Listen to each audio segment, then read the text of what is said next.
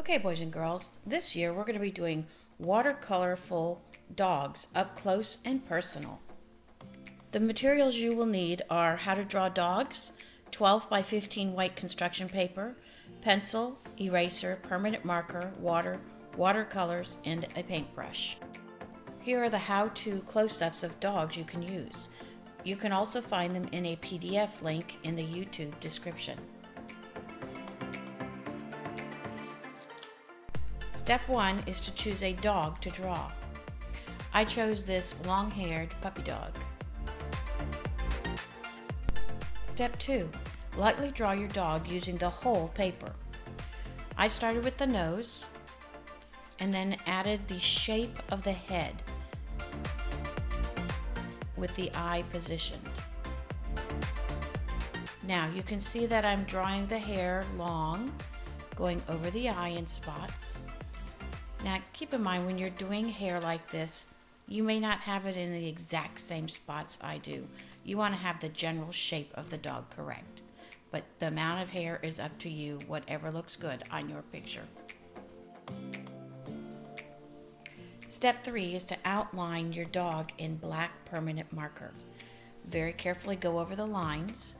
If you find a spot you need to fix it prior to doing the black line, because once you do it in the black line, it is permanent. If you don't have a permanent marker, you can use a washable marker, but you'll want to do that after you've painted your entire dog. Step 4 is to erase all pencil marks. If you drew lightly, this is going to be easy. If not, you're going to have to erase a little harder. Step 5 is to add shine to the nose and eyes and to color in with the permanent marker. You can see I've added the shine across the top of the nose because that's where the light would hit.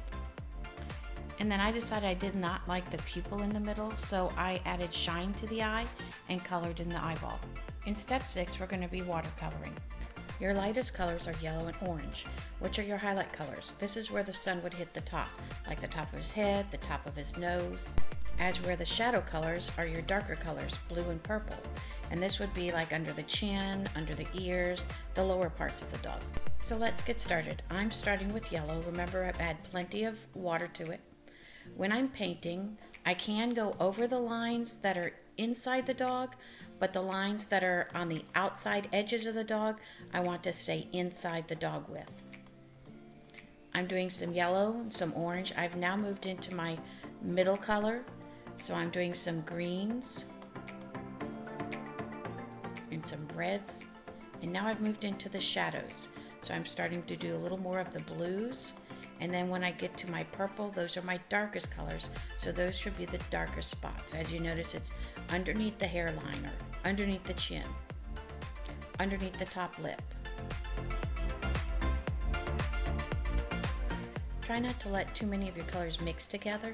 If they're next to each other on the color wheel, they mix fine and you'll get an alternate color. But if they are not next to each other on the color wheel, you might end up with a nasty brown color.